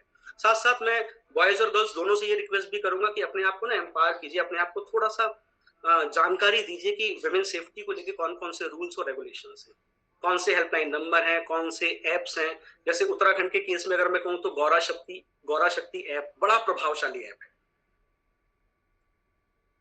उसका प्रभाव इसलिए पता लगा कि अभी इलेक्शन में ड्यूटी थी तो हरिद्वार की 2 कोतवालियों में कुछ 1 महीना बैठने का मौका लगा, तो वहां उससे रिलेटेड जब जानकारियां पुलिस वालों से पता लगी तो मतलब एक जो मेरे साथी थे, ऐसा ही थे, उन्होंने जिस वाक्य का मैं बिना उसको संशोधित किए वही वाक्य बोल रहा हूँ, बोले साहब गौरा शक्ति ऐप के थ्रू अगर कंप्लेन आ जाती है ना तो हम आदमी का हवाई जहाज बना देते हैं। ये उन्हीं के शब्द थे। फिर मैंने इसकी व्याख्या उनसे करवाई, तब पता लगा कि सरकार महिला शक्ति को लेकर कितनी सजग हो गई है। तो हम में से कितने लोग उन एप्स के बारे में जानते हैं, कितने लोग उन रूल्स रेगुलेशंस के बारे में जानते हैं। खुद को ना जानने की जरूरत है। और खास तौर से अगर आपके साथ कुछ भी गलत हो रहा है, मैं गर्ल्स के लिए कहना चाहता हूँ, रेज योर वॉइस, अपनी आवाज दबाने की गलती मत कीजिए। कुछ भी असहज महसूस कर रही हैं, कुछ भी गलत लगता है, किसी का व्यवहार, किसी की बातचीत, किसी का आचरण, किसी की कोई हरकत, जितनी जल्दी हो सके आप जिस पर ट्रस्ट करती हैं उसके साथ उस बात को साझा कर दीजिए। क्योंकि ये समाज की स्ट्रक्चर ऐसी है कि आप जितनी देर लगाएंगी आप 100% उस आरोप को अपने ऊपर झेलने के लिए तैयार रहिए। हमारा समाज जिस तरह का है कि अगर कहा जाता है ना कि बस में इस लड़की को किसी लड़के ने छेड़ दिया, तो समाज ये नहीं कहता किसने छेड़ दिया, समाज कहता 30 लड़कियों में से उसी लड़की को छेड़ा, बाकी को तो नहीं छेड़ा। ये समाज की मानसिकता है। तो उस समाज में, उस सोसाइटी के अंदर आपको एक इस तरह का माहौल रखना पड़ेगा, अपने आप को इतना तैयार रखना पड़ेगा कि किसी भी गलत चीज को सहने की, स्वीकारने की जरूरत नहीं है। और मैं यहाँ अभिभावकों की भी एक जिम्मेदारी तय करना चाहूंगा कि वो अपने पेरेंटिंग के तरीके में ना इतने लिबरल भी ना रहे कि बच्चे हाथ से निकल जाएं, और इतने स्ट्रिक्ट भी ना रहे, अनुशासन के नाम पर घर का माहौल इस तरीके का भी ना बनाएं कि आपके बच्चे अपने मन की बात आपसे साझा करने से डरने लगे। कई परिवारों में ये घटनाएं घट रही हैं जब बच्चों के साथ, बच्चियों के साथ घर के अपने परिवार वाले, रिश्तेदार, अड़ोसी पड़ोसी, बड़े भाई दुर्व्यवहार कर रहे हैं, और वो सिर्फ इस वजह से कि पता नहीं मम्मी मेरे की बात मानेंगी नहीं मानेंगी, पापा क्या बोलेंगे, भाई क्या सोचेगा, वो किसी के साथ शेयर नहीं कर रहे। तो माता पिता इस तरह का माहौल घर में क्रिएट करें, अपने बच्चों को ये ट्रस्ट दिलाएं कि बेटा तेरे साथ तेरा दोस्त, तेरा फ्रेंड तब खड़ा है ना जब तू सही है, मैं तेरे साथ तब भी खड़ा हूं जब तू गलत है। इतना ट्रस्ट अगर बच्चे के भीतर आ जाएगा तो यकीन मानिए वो अपनी बातें आपके साथ शेयर करने लगेगा। और सब मिलके ना एक ऐसे समाज का सृजन करें। मैं 10 मिनट 5-7 मिनट और लूंगा मैम, मैं थोड़ा देख समय की मैं सीमा समझ रहा हूँ। एक ऐसे समाज का सृजन करने की आवश्यकता है जहां पर जिस समाज, इस दुनिया में ना रहने का मन करे, अच्छा लगना चाहिए वहां पर। मैं मतलब मुझे इंसिडेंट किसी ने शेयर किया कि एक ई रिक्शा जो चलता है, एक ई रिक्शे वाला 2 पैसेंजर बैठा कर ला रहा था। उसमें एक स्टूडेंट थी, स्कूल में 10वीं में पढ़ने वाली लड़की, और एक और दूसरा व्यक्ति रेलवे स्टेशन जाना था। ई रिक्शा वाले ने रास्ते में रोककर उस लड़की को उतारा और थोड़ी देर खड़ा रहा। तो पीछे से उस व्यक्ति ने कहा, पैसेंजर ने, कि चलो भाई देर क्यों लगा रहे हो। उसने कहा भाई जी बस 1 मिनट चल रहा हूँ। अगले 10 सेकंड बाद उस आदमी को और बेचैनी, उसने कहा यार यहाँ सवारी कहाँ मिलेगी तुम्हें, यहाँ क्यों रुके हुए। उसने कहा भाई जी वो एक लड़की जो उतर के गई है ना, वो गली के कोने में पीले रंग का खंबा देख रहे हो, उसके बराबर वाला मकान उसका है, बस वो घर में चली जाए फिर मैं चलूंगा। बोले अच्छा आप रोज लाते हो उसको। बोला नहीं रोज नहीं लाता मैं, ये तो जैसे हफ्ते में 1 आध बार मेरे ऑटो पे ये बैठ के यहाँ तक आ जाती है तो मैं उसको छोड़ता हूँ। तो बोले फिर आप इसकी चिंता इतनी क्यों कर रहे हो। उसने कहा कि भाई जी इसी के बराबर की ना मेरी एक बिटिया है घर में। तो कह रहे ऐसे ही लगता है कि अगर मैं इसका ध्यान रख लूंगा तो कोई मेरी बिटिया का ध्यान रख लेगा। मतलब कितना सुंदर संदेश था। इस छोटी सी बात में कितना गहरा अर्थ छुपा हुआ था कि सड़क पर घूमती हुई अकेली लड़की अवसर नहीं होती, वो एक जिम्मेदारी होती है। आप समाज में अगर इस जिम्मेदारियों को समझने लगेंगे तो यकीन मानिए समाज बहुत खूबसूरत हो जाएगा और उसमें लोगों का रहने का मन करेगा। और एक और छोटी सी बात है कि जो न्यूटन का तीसरा लॉ है ना, थर्ड लॉ, क्रिया प्रतिक्रिया का नियम, कि हर एक्शन अपोजिट डायरेक्शन में एक रिएक्शन रखता है, वो जीवन पर भी लागू होता है। 2003-4 की बात है, मेरे मैं पीएचडी मेरी चल रही थी, होली के दिन की शाम की बात है। होली के शाम पर जब होली का अवसर खत्म हो गया था 12-1 बजे, मतलब कि मैं अपना निजी अनुभव आपके साथ साझा कर रहा हूँ। उस शाम 4 बजे मैंने, जहाँ मैं रहता था वहाँ पड़ोस में अंकल जी रहते थे, उनका बेटा था, वो अपने 4-5 दोस्तों के साथ राह चलती लड़की को कमेंट कर रहे थे, छेड़ रहे थे। 2 लड़कियां जा रही थी, उन्होंने कहा होगा कि अरे लेट हो गए, बहुत लेट हो गए, तो इसने कहा मैं छोड़ा हूँ, दूसरा बोला ले मेरी बाइक ले जा। इस तरह से इन्होंने व्यंग कसा, लड़कियां थोड़ी झेप गई, शर्मा गई और आगे बढ़ गई। मैंने वो स्थिति देखी कि होली की शाम को ये 5-7 लड़के मिलकर एक लड़की पे कमेंट करते हैं, और 2 दिन बाद मैंने दूसरे मोहल्ले में उसी लड़के को, जिसने उस लड़की पे कमेंट किया था, उसकी सिस्टर को एक नाई की दुकान पे खड़े हुए 4-5 लड़के छेड़ रहे थे। और फिर मैं इस चीज को विचार कर रहा था, मैंने कहा आज इसने किसी लड़की पे कमेंट किया, ये घर जाकर बिल्कुल नहीं बताएगा मैंने लड़की छेड़ी है, और अनफॉर्चुनेटली उस लड़की के साथ गलत व्यवहार हुआ है ना, वो भी घर आकर कभी नहीं बताएगी कि मेरे साथ किसी ने गलत व्यवहार किया।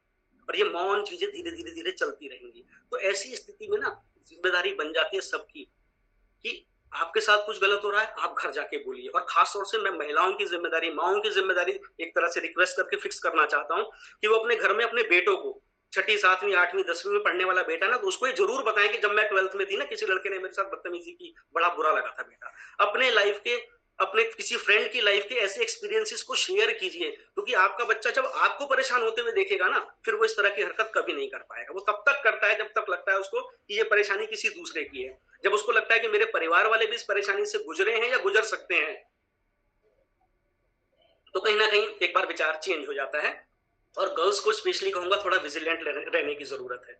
महिलाओं को कहूंगा, आप अगर ऐसे जगह काम करती हैं जहाँ पुरुष आपके साथ रहते हैं, आप ट्यूशन पढ़ते हैं, आप स्कूल में, क्लासरूम में, समाज में, सोसाइटी में, कहीं भी, पुरुष वर्ग बहुत अच्छा है नो डाउट, पर उसके अंदर एक छोटा सा वर्ग ऐसा है जो बड़ा अवसरवादी है।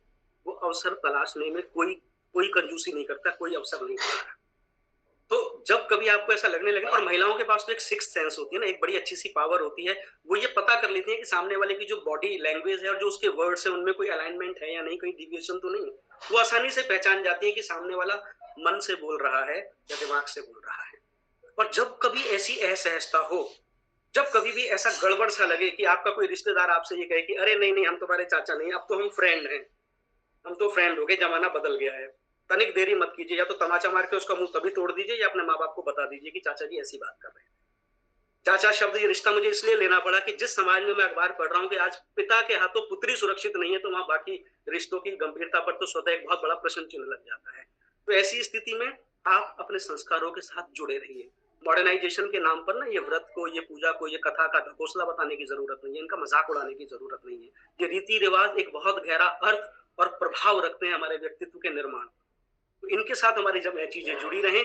और अगर किसी, मैं पुरुष वर्ग को भी कहना चाहूंगा कि अगर आपको कभी ऐसा लगता हो, बेटा जरा दरवाजा बंद करना, पुरुष वर्ग को कभी अगर ऐसा लगता हो ना कि आप इसके साथ सामने बैठे हैं, क्योंकि एक बड़ा कॉमन सा स्टेटमेंट आजकल संस्थाओं में मिल जाता है, जहाँ 8-10 मेल लोग काम कर रहे हैं, 1-2 फीमेल साथ में काम कर रहे हैं कि अरे अरे आप तो हमारी बहन जैसी हैं, आप तो हमारी बहन है ना। इस तरह की बड़ी कॉमन सी बातें हो जाती हैं। आप हमारी बहन जैसी हैं, ऐसा कहने वाले पुरुष इस बात से बिल्कुल भी अनजान ना रहें कि सामने वाली महिला आपको अंदर तक समझती और जानती है। वो कुछ कह नहीं रही, वो टोक नहीं रही, इसका अर्थ ये कदापि नहीं है कि वो आपको समझ नहीं रही। वो विभागीय मर्यादा बनाने के लिए, सामाजिक मर्यादा बनाने के लिए, या ठीक है काम चलाने के लिए आपको धीरे धीरे अपनी नजरों से गिरा रही है और आप गिर रहे हो। तो इस गलती में कदापि ये रहने की आवश्यकता नहीं है कि हमारे मन के भीतर कुछ और है, हम बाहर एक दूसरा छलावा दिखा रहे हैं और हम पकड़ में नहीं आएंगे। मुझे मतलब किसी की 2 पंक्तियां बड़ी सुंदर सी याद आती हैं, मतलब जो मन के भीतर होता है अगर वो गलती से सार्वजनिक हो जाता तो कितनी बेइज्जती कितने कितने लोगों की हो जाती। वो कहते हैं कि समंदर सारे शराब होते तो सोचो कितना बवाल होता, समंदर सारे शराब होते तो सोचो कितना बवाल होता, हकीकत सारे ख्वाब होते तो सोचो कितना बवाल होता, किसी के दिल में क्या छुपा है ये तो बस वो ही जानता है, दिल अगर बेनकाब होते तो सोचो कितना बवाल होता। तो ऐसी स्थिति में आप कितना ही ऊपर आवरण कर लीजिए, आप बाहर से कितना कह लीजिए, सामने वाला भीतर उस चीज को पहचान लेता है। और मैं अंत केवल इतनी बात से करना चाहूंगा कि आप ना समाज को अगर बहुत सुंदर नहीं बना सकते तो उसको खराब बनाने में अपना योगदान मत दीजिए। जैसा एक स्टेगनेंसी अगर बनी रहती है ना, और हर रिश्ते को उसके समय रहते हुए इज्जत देने की कोशिश कीजिए। ये बड़ी इंपॉर्टेंट चीज मैंने महसूस की। कनखल में मैं बेसिकली रहता हूँ। आज से 7-8 साल पुरानी एक घटना मैं शेयर कर रहा हूँ। एक अंकल जी मेरे परिचय में थे। बेटा और अंकल जी और उनकी पत्नी, 3 लोगों का एक छोटा सा बड़ा प्यारा सा परिवार था। अंकल जी को अपने बेटे से बड़ा लगाव था। पत्नी के प्रति वो ऐसा नहीं था कि उसको डांटते थे, गाली देते थे। हाँ, इतनी इज्जत नहीं देते थे जितनी इज्जत उसको मिलनी चाहिए। जीवन बहुत अच्छा चल रहा था, पर उन्होंने कभी अपनी पत्नी की तरफ ध्यान नहीं दिया। अगर किसी शादी का कार्ड आया है तो दोनों पापा बेटा स्कूटर पे बैठे और निकल गए। आंटी जी से पूछने की जरूरत नहीं रहती थी। वक्त का एक ऐसा बदलाव आया कि बेटा हाथ से निकल गया, बिगड़ गया, थोड़ा सा घर से ही चला गया। और जब 55 साल के वो अंकल जी थे तो जीवन में इतना बड़ा भूचाल आया कि आंटी जी इस दुनिया से निकल गई। और उस स्थिति में मैं आज भी उनसे हफ्ते 10 दिन में मैं उनके पास मिलने चला जाता हूँ। 55 वर्ष की, आज उनकी उम्र लगभग 61-62 साल हो गई है। अभी भी उनके पास मैं बैठता हूँ तो वो वहीं से उनकी रिकॉर्डिंग शुरू हो जाती है। वो कहते पता है खाना नहीं खाती थी मेरे बिना, बिल्कुल कभी मैंने बिना प्रेस के कपड़े नहीं पहने। और कहते कहते ना वो रोने लगते हैं। और कष्ट मुझे इस बात का हुआ, एक मेरे मित्र हैं कनखल में शिवचंद, उन्होंने मुझे एक बार साझा किया, बोले भाई जी दरिद्र भंजन मंदिर में भंडारा चल रहा था, ये बैठे, इनकी थाली में भोजन लगाया गया और थोड़ी देर बाद ही अपनी थाली उठा के ले गए। सामने गंगा जी का घाट है, वहां बैठे, जेब से पर्स निकाला, पर्स में पत्नी की फोटो लगी हुई थी और एक रोटी की बाइट लेके ना रोटी ऐसे अपनी पत्नी को खिला रहे थे, क्योंकि पत्नी को भंडारा खाना बहुत पसंद था। तब मैं सोचा था ना कि समय रहते अगर उस रिश्ते को इज्जत दे दी गई होती, उसको उसके हिस्से का सम्मान दे दिया गया होता, तो दुख तो भले ही कम ना होता, लेकिन एक पछतावा, एक पश्चाताप मन के भीतर ना रहता। तो इसलिए जिनके भी जो आप एक पति के रूप में, एक पिता के रूप में, एक बेटे के रूप में, एक बेटी के रूप में, एक पत्नी के रूप में, एक बच्चे के रूप में ना अपने रिश्ते को पूरी ईमानदारी से निभाने की कोशिश कीजिए। समाज बहुत सुंदर हो जाएगा। और कंक्लूजन में मैं सिर्फ इतना कहना चाहूंगा कि महिला सशक्तिकरण के लिए पुरुष और महिला दोनों की एक इक्वल भागीदारी की बहुत बहुत बड़ी जरूरत है। मैं ईश्वर से प्रार्थना करता हूँ कि महिलाएं सशक्त हों, समृद्ध हों, पुरुष महिला के साथ खड़े हों, वो अपना विवेक ना भूलें। और महिला से भी मैं रिक्वेस्ट करूंगा कि वे साझेदारी में विश्वास करें, ना कि हिस्सेदारी में। ये उनको ध्यान रखना होगा। और एक जो कल्चर आ गया ना कि मुझे फर्क नहीं पड़ता, पड़ता है फर्क पड़ना चाहिए। मैं कुछ भी पहनूं, मैं कुछ भी कहूं, मैं कुछ भी करूं, इससे it does not make any difference to me. नहीं, फर्क पड़ता है, फर्क पड़ेगा, आप ऐसा माने। और महिलाओं से भी और पुरुषों से मेरी एक रिक्वेस्ट कि आप स्वतंत्र तो होइए, पर स्वतंत्रता और स्वच्छंदता के बीच एक अंतर महसूस कीजिए। और समाज से, मेरा पूरे समाज से एक विशेष आग्रह है कि महिला को एक इंसान के रूप में रहने दीजिए। उसको बहुत देवी बनाने की आवश्यकता नहीं है। एक इंसान जब वो रहता है ना, तो आप मान के चलते कि इंसान से त्रुटि हो सकती है, उसकी त्रुटियां स्वीकार्य भी होती हैं। जब उसको देवी का रूप दे दिया जाता है तो उसकी छोटी से छोटी हरकत पर नजर रखी जाती है और बहुत टोका टाकी की जाती है। और स्त्रियां बेहतर होंगी, ये मेरे दिल से, मतलब ईश्वर से भी प्रार्थना है। जो दंश, जो कष्ट उन्होंने झेला, उसकी पुनरावृत्ति नहीं होगी, ऐसी भी मैं ईश्वर से प्रार्थना करता हूँ। और जो बशीर बद्र साहब है, उनकी 2 पंक्तियों से मैं अपनी बात समाप्त करता हूँ। कहते हैं कि खुदा हमको ऐसी खुदाई ना दे, खुदा हमको ऐसी खुदाई ना दे कि अपने सिवा कुछ दिखाई ना दे। खतावार समझेगी दुनिया मुझे, अब इतनी ज्यादा सफाई ना दे। गुलामी को बरकत समझने लगे, असीरों को ऐसी रिहाई ना दे। हंसो आज इतना कि इस शोर में सदा सिसकियों की सुनाई ना दे। इस सुंदर कार्यक्रम के आयोजन के लिए मैं पूरे आयोजक मंडल को बहुत बहुत धन्यवाद देता हूँ। Thank you so much. बहुत बहुत धन्यवाद सर, आपने इतना गंभीर चिंतन परक जो व्याख्यान यहाँ पे दिया, जो कि प्रातः काल से हम सभी विभिन्न विषयों पर चर्चा तो कर रहे थे, जहाँ वैदिक स्थिति हमने स्त्रियों की देखी, व्यावसायिक स्थिति हमने स्त्रियों की देखी, मध्यकालीन स्थिति भी हमने देखी और व्यवसाय के विभिन्न क्षेत्रों में स्थितियों को भी हमने देखा। वहीं आवश्यक है कि हम बाह्य सुरक्षा की जो चर्चा कर रहे हैं, उससे ज्यादा जरूरी है कि आंतरिक सुरक्षा को पहले देखा जाए। हम बाहर से अपेक्षा करने की जगह पहले स्वयं से अपेक्षा करें, इस पर आपने विशेष बल दिया। आपने चिंता भी अभिव्यक्त की कि उत्तराखंड जो देवभूमि कहा जाता है, जहाँ देवताओं का वास होता है, उस भूमि भी अब महिलाओं का हो रहा जो शोषण है, जो पीड़न है, वो उत्तराखंड राज्य भी उससे अछूता नहीं रहा है। तो ये एक चिंतनीय स्थिति है। और इस चिंतनीय स्थिति में आपने उजागर भी किया कि किस तरीके से हमारे पारिवारिक रिश्तों का जो हनन हो रहा है, जहाँ एक पुत्री पिता से ही सुरक्षित नहीं है तो अन्य रिश्तों से क्या सुरक्षित होगी। हम बाहर चौराहे पे खड़े जो अराजक तत्व हैं उनकी क्या चर्चा करें। वो अराजकता जब अपने परिवार में ही विद्यमान हो तो आवश्यक है पारिवारिक उन संस्कार और संस्कृति को जिंदा रखने की। आपने समानता की बात की और कहा जो प्रथम परिचारिका है वो परिचारिका जो शिक्षिका के रूप में शिक्षा देती है वो महिला सुरक्षा के लिए किसी अन्य कानून या नियमों के लिए क्यों अधीन हो। वो सुरक्षा की नींव को अपने घर से क्यों नहीं शुरू करती है। क्यों नहीं बालक और बालिका होने पर अपने बालक को शिक्षा दे कि वो समझे कि मेरे घर में भी वो है। अगर मैं किसी और को उस दृष्टि से देख रहा हूँ तो मेरे घर को भी कोई उसी दृष्टि से देखेगा। सर आपके इतने महत्वपूर्ण व्याख्यान के लिए मैं आपका बहुत बहुत धन्यवाद अर्पित करती हूँ, क्योंकि मैं तो कई सारे व्याख्यान आपके सुन चुकी हूँ और आपके व्याख्यानों की गंभीरता को भी समझती हूँ और ये पटल जरूर आपके ज्ञान से लाभान्वित हुआ होगा। सबके हृदयों को आपने जरूर झकझोर दिया होगा, फिर वो बालिका हो या बालक हो। तो मैं आपका बहुत बहुत धन्यवाद अर्पित करती हूँ और आदरणीय संयोजिका महोदया से निवेदन करती हूँ कि हमारी आज की कार्यक्रम की अध्यक्षा डॉक्टर मुदिता मैम का आप परिचय प्रदान करें और फिर मैम अपना व्याख्यान आशीष वचन के रूप में हमें प्रदान करें।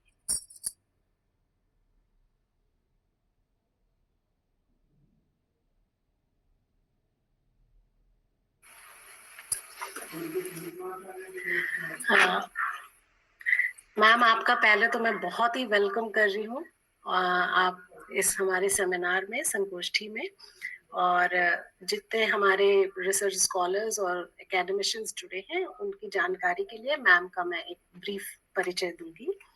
Professor Mudita Agnihotri joined the Department of English Gurukul campus GK University Haridwar in 1998.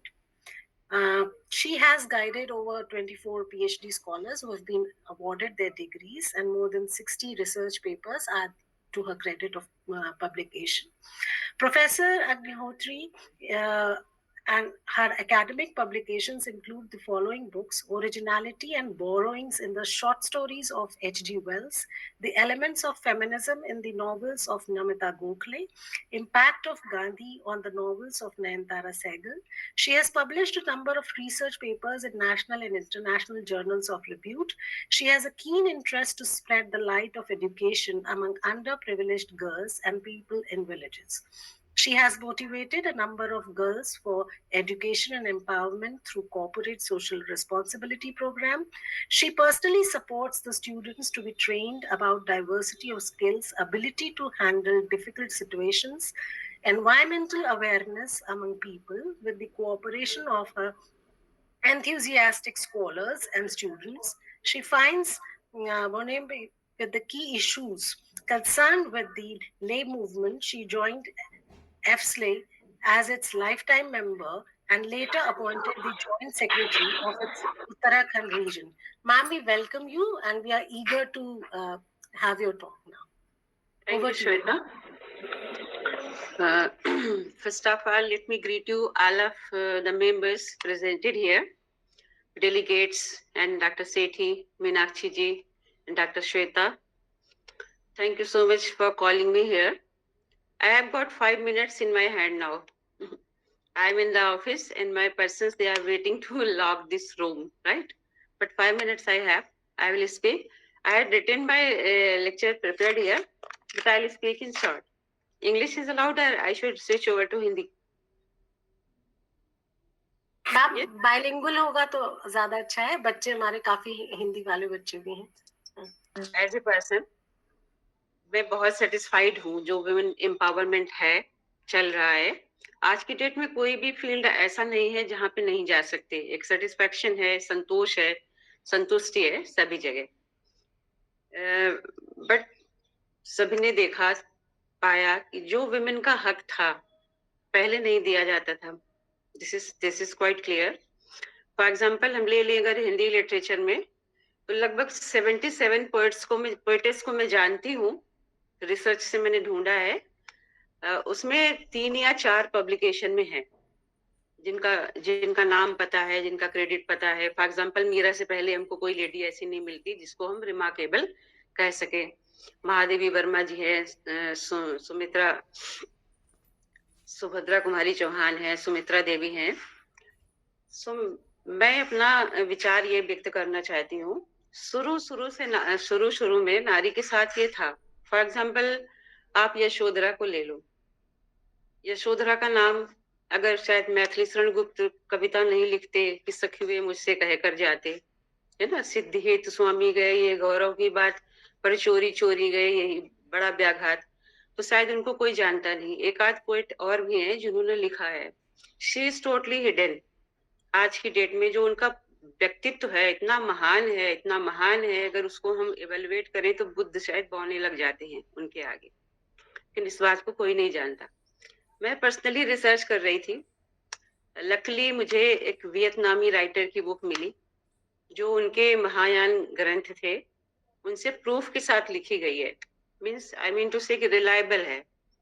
उन्होंने महिमा मंडित जो किया है, जो तथ्य उजागर किए हैं, उससे मुझे काफी कुछ पता चला बारे में। लेकिन सारनाथ है, कोई और भी मठ है, कोई भी मोनेस्ट्री है बुद्ध की, पूरी लाइब्रेरी मैंने छान मारी है, एक भी बुक नहीं है यशोधरा के ऊपर। कम से कम इतना ही मान लेते कि हमारे जो गुरु हैं, जो देव हैं, उनकी पत्नी थी, उनकी अर्धांगिनी थी, कि कहीं कोई पैराग्राफ होता, कोई पैम्फलेट होता, कोई जर्नल होता, कुछ भी नहीं है। जो भी पाली ग्रंथ होंगे, पाली में नहीं जानती हूँ, I have not touch that. लेकिन मैंने जो सिचुएशन पाई, मैंने पढ़ा कि जब वो बच्ची थी 13-14 साल की, वो भी राजकुमारी थी, जगह जगह जाती थी, कोढ़ियों के घाव धोती थी, सेवा करती थी, उनको मरहम लगाती थी, नहलाती थी रथ के साथ। उनके माता पिता उनको अलाउ कर देते थे। सोचने की बात है कि उस समय, आज से इतने वर्ष पहले, कितनी मानसिक स्थिति उनकी उन्नत रही होगी, जो माता पिता अलाउ करते थे बच्ची को कि साथ में जाना करना। तब महात्मा बुद्ध कुछ भी नहीं जानते थे। उन्होंने कहीं पर देखा कि ये किशोरी कौन है, आकर्षक है, कैसे काम कर रही है, कैसे कर रही है, तो एक बैलेंस नहीं है। वहीं पर आपकी ये जो गौतमी थी, महामाया, जो उनकी माँ थी गौतम की, उनका व्यक्तित्व भी बहुत विशाल है, पर कहीं कोई महिमा मंडन नहीं है। फॉर एग्जाम्पल प्लेटो को हम ले लें। प्लेटो भी अपनी स्पीच लिखवाता था, जाकर के बोलता था, क्रेडिट लेता था, वाह वाह वाह, अपलाडिंग, बट उसका जो सोर्स कोई और होता था। W. Yeats को ले लो, बहुत सारी चीजें जो ली मॉर्गन से ली, उनकी अप्रिशिएशन आज W. Yeats को मिलती है। ये रिसर्च में, बुक्स में मिलती है कि this was coined by her, Morgan, not by him. Dickens को ले लो, वेल्स को ले लो, वर्ड्सवर्थ को ले लो। वैसे हमारे यहाँ भी बहुत सारे हुए हैं पुरुष वर्ग में। लेकिन संतोष की बात है कि आज की डेट में ऐसा नहीं है, बहुत कुछ चेंज हो चुका है। हम एक बहुत अच्छे जगत में जी रहे हैं। मेरी उम्र लगभग 55 साल है। 50 वर्ष की ऐसे तो मुझे मेमोरी है, कम से कम मैंने देखा, हमेशा पॉजिटिव एटमॉस्फेयर देखा अपने घर में। फादर को, बेटियों को ज्यादा कोई दिक्कत नहीं है एजुकेशन में, गांव में। लेकिन साथ ही साथ एक मॉडर्निटी में है जो मुझे चिंता का विषय है, तो शायद किसी ने नहीं उठाया, कि जो मॉडर्निटी में बच्चियां जा रही हैं, जो हम एम्पावर्ड विमेन हैं, 2047 में एम्पावर्ड रह पाएंगे कि नहीं रह पाएंगे। एक सेल्फ डिसिप्लिन की बहुत जरूरत है आज की डेट में। वो बच्चियां कहाँ होंगी आज से 20 साल बाद, 22 साल बाद, अगर इसी धारा में बहती रही मॉडर्निटी के नाम पे? I do not know. The beauty and grace will be ड्राउन्ड, I feel like that. तो मेरी आप सभी से गुजारिश है कि जहां तक आपकी पहुंच हो सकती है, हम चेंज नहीं कर सकते पूरे समाज को अकेले, लेकिन जहां तक आपके हाथ पहुंच सकते हैं, आपकी बात इम्प्रेसिव हो सकती है, प्रभावी हो सकती है, आप वहां तक उन चीजों को कंट्रोल करें, बताएं, समझाएं जो यंगस्टर माइंड्स हैं। अदरवाइज ये जो एम्पावर्ड डे है, इसकी कोई वैल्यू नहीं रह जाएगी 20-22 साल के बाद, जैसे मॉडर्न जनरेशन यंगस्टर्स माइंड चल रहे हैं। और सभी ने बहुत अच्छे पेपर पढ़े। अंजू जी का मैंने सुना, विनय सर का सुना, बहुत सारे आंकड़े सुने, बहुत सारे पॉजिटिविटी सुनी। ये बहुत जरूरी है, बहुत उपयोगी है। मैं आप सभी का बहुत धन्यवाद करती हूँ, बहुत शुभकामनाएं देती हूँ। श्वेता जी आपको थैंक यू, बहुत धन्यवाद मैम। आपने चूंकि समय की पूर्ति हो रही है, आपने ये सूचित हमें कर दिया, लेकिन आपने एक महत्वपूर्ण संदेश दिया है, निर्देश दिया है, और इसे मैं आदेश भी मानूंगी, क्योंकि महिला होने के नाते यदि हम स्वयं ही इस चीज को स्वीकार कर रहे हैं, अगर हम अपनी त्रुटियों को जान रहे हैं, अपनी कमियों को पहचान रहे हैं, तो आवश्यक रूप से हम जो समाज से अपेक्षा कर रहे हैं कि हमें सशक्त बनाया जाए, हमें सशक्त बनाया जाए, समाज उस और तो बढ़ रहा है, किंतु हम किस तरीके से स्वयं में परिवर्तन लेके आ रहे हैं और वो परिवर्तन किस रूप में जा रहा है, आपने इसकी चिंता अभिव्यक्त की है। और 2047 की उस महिला की परिकल्पना को आपने यहाँ पे रखा है कि अगर महिलाएं इसी तरीके से परिवर्तित होती रहीं, आचार, व्यवहार और विचार से हो, उसके मूल्यों से हो, उसकी नैतिकता से हो, तो वो सही डायरेक्शन में जा रहा है या गलत डायरेक्शन में जा रहा है, जिसको हम कहते हैं कि हमें छूट मिली हुई है, तो क्या उस छूट का प्रयोग अच्छाई के लिए हो रहा है या फिर बुराई के लिए हो रहा है, इसको भी विचार करने की आवश्यकता है, जैसा कि पूर्व के विशिष्ट वक्ता महोदय ने भी इसकी चिंता अभिव्यक्त की है और आपकी चिंता भी उसी ओर है। तो यहाँ पटल पर कई सारी बालिकाएं हमारी जुड़ी हुई हैं, कई सारी परिवार को संभालने वाली भी यहाँ पे जुड़ी हुई हैं, तो हम सबका ये परम दायित्व है। अगर हम अपेक्षा करते हैं कि हमें कोई चीज अच्छी मिले, तो उस अच्छे के निर्माण में हमारा भी संपूर्ण योगदान है, जो कि हमको ही प्रथम अध्यापिका के रूप में समाज मानता है, और हमारा ही यह दायित्व है कि हम परिवर्तन के इस बहाव में इतने ज्यादा ना बह जाएं कि जिस चीज की हमें आवश्यकता है, जिन मूल्यों की हमें आवश्यकता है, हम उनके निर्माण को करने में अपने को समर्थ ना समझ पाए। तो मैम, आपने अपना समय हमें दिया, जो कि मैंने डॉक्टर श्वेता अवस्थी मैम से आपकी बहुत तारीफ सुनी हुई है और हम बहुत प्रतीक्षा भी आपकी कर रहे थे कि मुदिता मैम हमसे जुड़ रही हैं। तो नेक्स्ट टाइम हम चाहेंगे आपका विशिष्ट व्याख्यान हमारे साथ हो, और आपका पूर्ण समय, जो कि समय की कमी के कारण नहीं हो पाया है, तो आपका पूर्ण समय हम आपसे चाहेंगे, क्योंकि आप तो समय से जुड़ गई थी, किंतु कुछ व्यस्तता इस तरीके की समय की हो गई कि पूर्ण समय आपको नहीं मिल पाया, तो हम पूर्ण समय आपको देना चाहेंगे और आपसे पुनः अपेक्षा करेंगे कि आगे भी जब हमें आपके मार्गदर्शन की आवश्यकता होगी, आप अपना महत्वपूर्ण समय हमें प्रदान करेंगी। आज की अध्यक्षता के लिए मैं आपका बहुत बहुत धन्यवाद अर्पित करती हूँ और औपचारिक धन्यवाद के लिए निवेदन करती हूँ डॉक्टर बिंदुमती द्विवेदी मैम से कि आप आज के अतिथियों का, आज के विशिष्ट वक्ता महोदय का और आज के हमारे विद्वान शोधार्थियों का, छात्र अध्यापक, छात्र अध्यापिकाओं का औपचारिक धन्यवाद करने का कष्ट करें। धन्यवाद मीनाक्षी मैडम।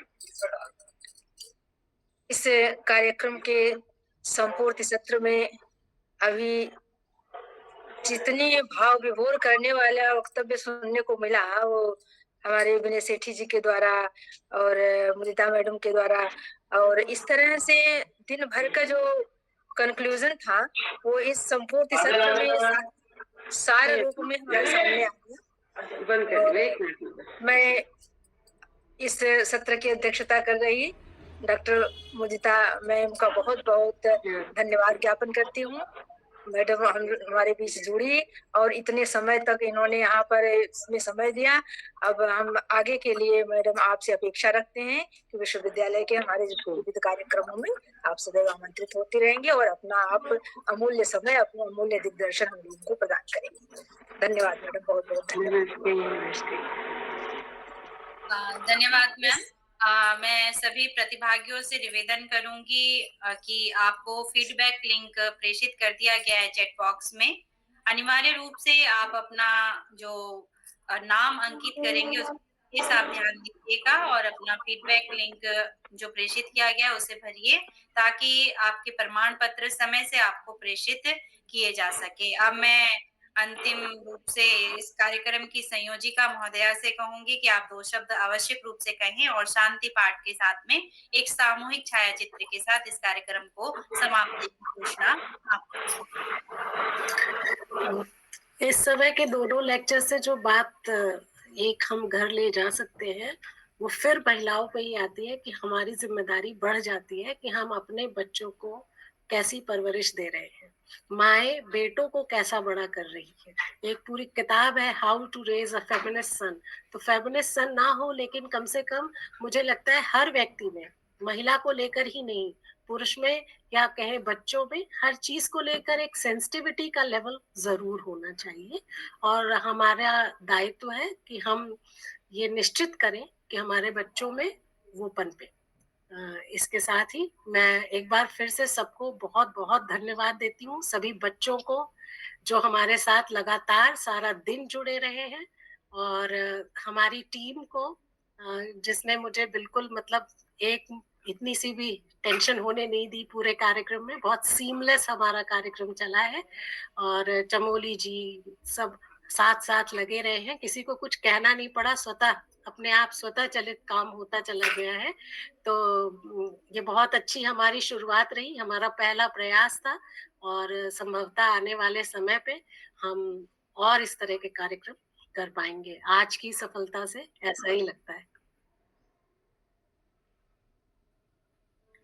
अब शांति पाठ कर लिया जाए मैम, और मैं सभी हम्म। प्रतिभागियों से और यहाँ जुड़े हुए हमारे अतिथियों से निवेदन करूंगी कि अपना वीडियो आवश्यक रूप से आप ऑन कर लीजिए, एक सामूहिक छाया चित्र लिया जा सके और जिसका संग्रहण हमारे द्वारा किया जाएगा।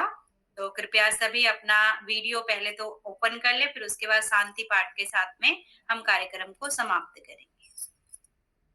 सभी से रिक्वेस्ट है, प्लीज अपना वीडियो ऑन कर लीजिए।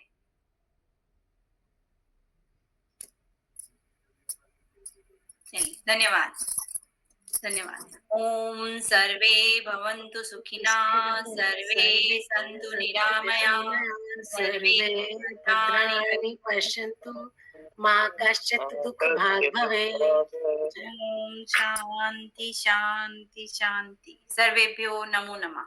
नमो नमः। नमस्कार मैडम सभी।